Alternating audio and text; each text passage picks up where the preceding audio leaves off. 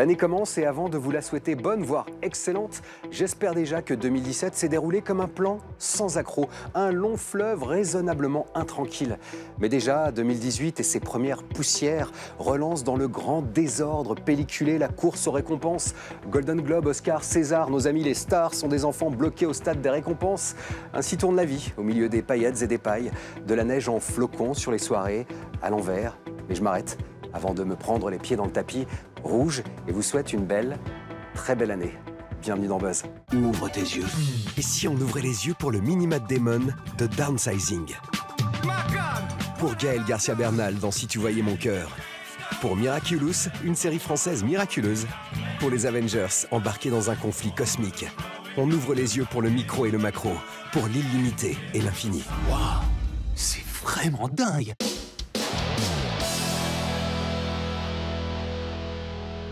Gaël Garcia Bernal, qui n'est rien tant qu'un acteur international, la version mexicaine de l'artiste tout-terrain façon Vincent Cassel, trempe dans les affaires louches de l'hexagonal Si tu voyais mon cœur, un thriller mental de Johan Chemla, reparti Johan Chemla du Festival du film de Varsovie avec le prix du meilleur réalisateur, qui est donc le prix de la meilleure réalisatrice.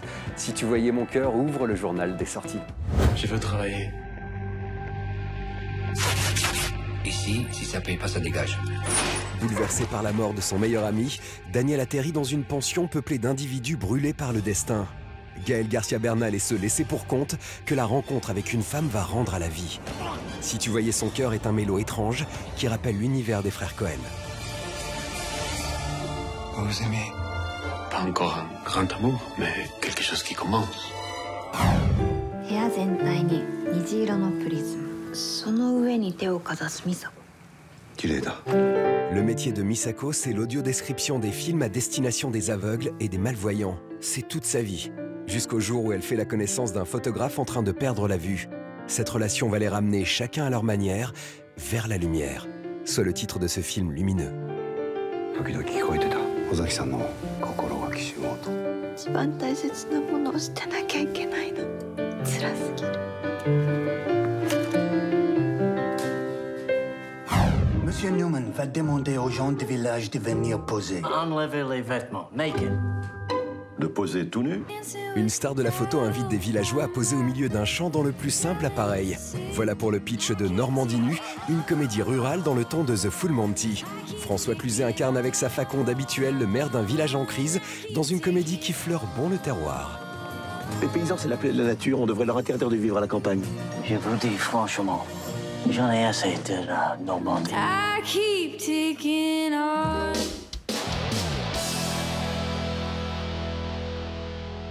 Nous autres Français sommes réputés dans le domaine de l'animation. Les artistes de talent sont nombreux, leur innovation est reconnue et les écoles qui les forment sont renommées.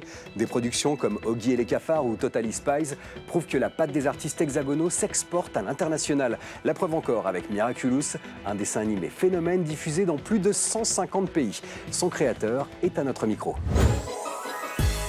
Je m'appelle Marinette, une fille comme les autres. Mais quand le destin me choisit pour lutter contre les forces du mal, je deviens Miraculous Ladybug! Thomas Astruc, le créateur de la série produite par Zachtoon Méthode Animation et Toei Animation, peut être heureux. Dans leur combat contre le papillon qui noircit l'âme de ses victimes pour en faire des super vilains, les héros Marinette et Adrien, alias Ladybug et Chat Noir, ont su convaincre un public toujours plus vaste. Leurs aventures mélangent action, romance et humour, multiplient les références à la pop culture moderne et empruntent leur code aux cartoons américains et aux animés japonais. Interview multicolore. Amélie Poulain meets Spider-Man meets Sailor Moon en fait. Voilà, et puis on met ça dans un shaker, on secoue et puis ça donne Miraculous. On essaie de donner le beau rôle aux femmes. Oui, les filles peuvent être fortes autant que les garçons. Le fond de la série, c'est montrer comment, en tant qu'être humain, on est bien souvent le jeu de nos émotions. Si on les gère mal, ça peut nous amener à faire des bêtises. Et c'est ça dont le méchant profite, en fait. Humiliation et colère, c'est la recette idéale pour transformer un perdant en gagnant. On ne crée pas des personnages par hasard. Chaque super-héros devient super-héros parce que c'est quelque chose qui est intimement lié à son parcours, à sa psychologie, à sa culture. Paris est l'atout capital de Miraculous. Les producteurs de la série ont en effet obtenu l'autorisation de reproduire à l'image des monuments emblématiques de la ville. C'est ça qu'on voulait faire, c'était vraiment là, se dire ok, on assume le truc, ça se passe à Paris, on met en avant la culture française, la façon dont les gens se comportent, on montre la gastronomie française, on montre notre belle architecture. Avec une première saison achevée, une seconde en cours et une troisième en chantier, Ladybug et Chat Noir contribuent activement au rayonnement artistique de la France à l'étranger. Champagne? Bien joué!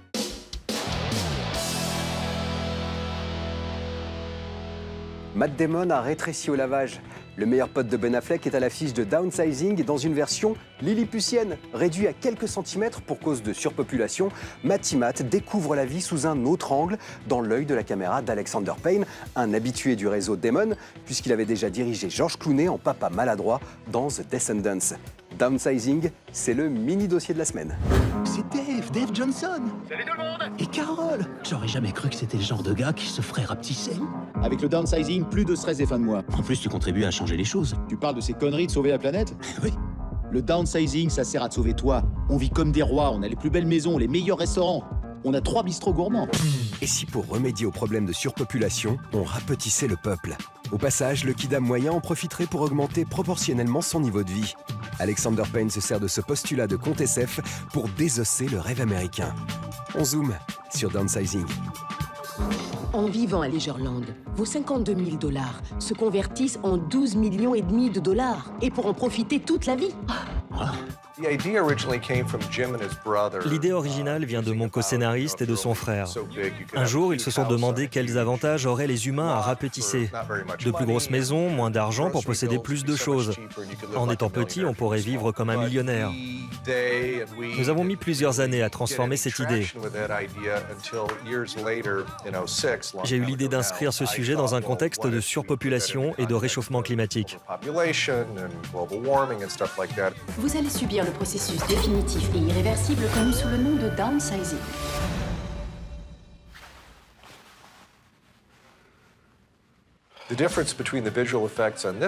La différence avec d'autres films comportant des effets spéciaux, c'est que dans Downsizing, on s'attarde dessus. Normalement, on enchaîne les plans, ils passent rapidement. On n'a pas le temps de repérer d'éventuelles erreurs. Ces trucages ne sont pas faits pour être admirés. Downsizing demandait des effets photoréalistes, à l'apparence presque banale. On ne devait même pas se rendre compte que ce sont des effets spéciaux. Et ça, c'est compliqué. À certains moments, on se croit dans le monde normal, et puis un truc se produit. Oh, c'est pas vrai. Et on se rend compte que non. À mes yeux, la satire est un des genres les plus efficaces pour apporter un regard critique sur le monde dans lequel on vit.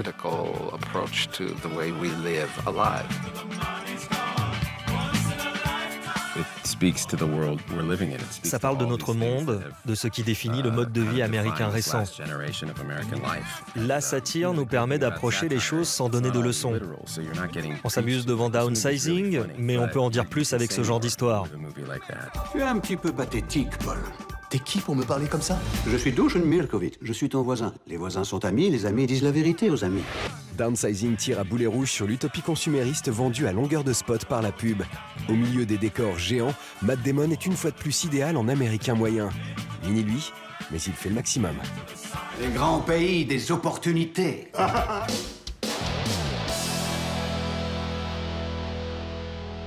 En 2015, Avengers, l'ère d'Ultron, préparait la sortie de Captain America Civil War. L'année suivante, qui posait lui-même les bases de Avengers Infinity War, qui fera sauter la banque au printemps 2018.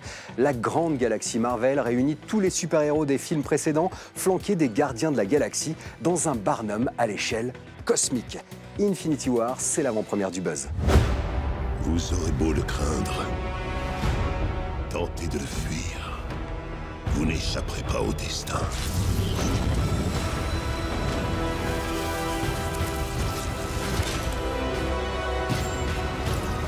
Évacuez toute la ville.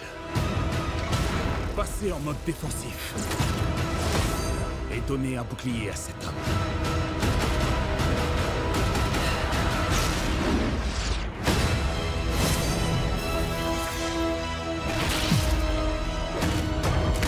On ne songe pas forcément à s'amuser quand l'équilibre de l'univers est entre nos mains.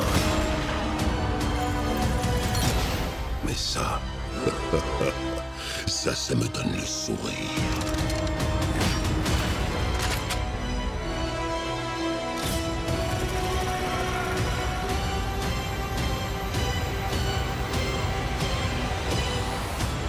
Mais d'où est-ce que vous sortez ?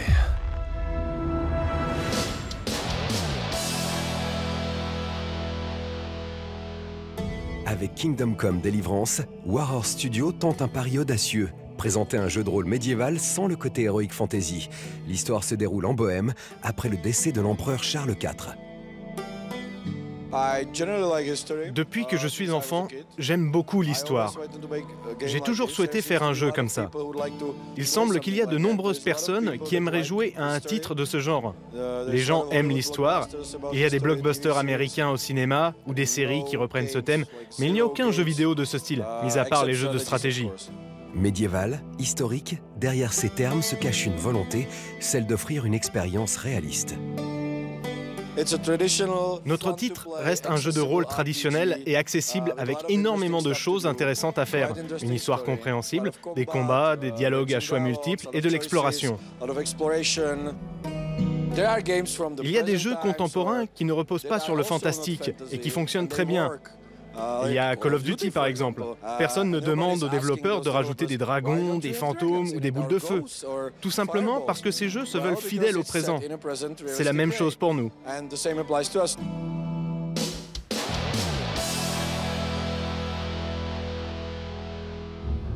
Le monde s'embrase. Des villages brûlent aux quatre coins du globe, ne laissant que des cadavres inhumains déformés et gardant la trace de morsures.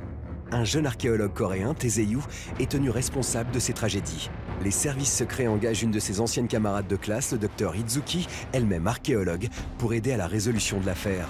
Sur fond de légendes religieuses, King of Eden nous lance dans une course-poursuite à travers le monde et les époques contre un virus mortel, prêt d'annihiler l'humanité.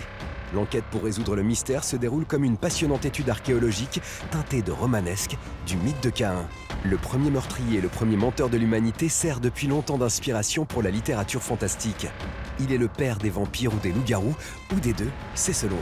En donnant sa vision du personnage, Takashi Nagasaki signe un récit captivant sur nos origines. Avant de se quitter, on fait le point sur la photo finish. Downsizing dans les salles cette semaine réduit Matt Damon à la taille d'une rose. Mais il n'est pas le seul à avoir subi pareil traitement au cinéma. Tenez, l'homme qui rétrécit ici en bas à droite sur la photo. En 1957, Richard Matheson adapte pour le cinéma un de ses romans. Celui qui a écrit certaines des histoires les plus percutantes de l'anthologie télé La 4e dimension raconte comment un homme est progressivement réduit à une échelle microscopique après avoir été touché par un nuage radioactif. Jack Arnold réalise pour un classique des classiques peuplé de visions inoubliables. Si vous ne l'avez pas vu, je vous le conseille.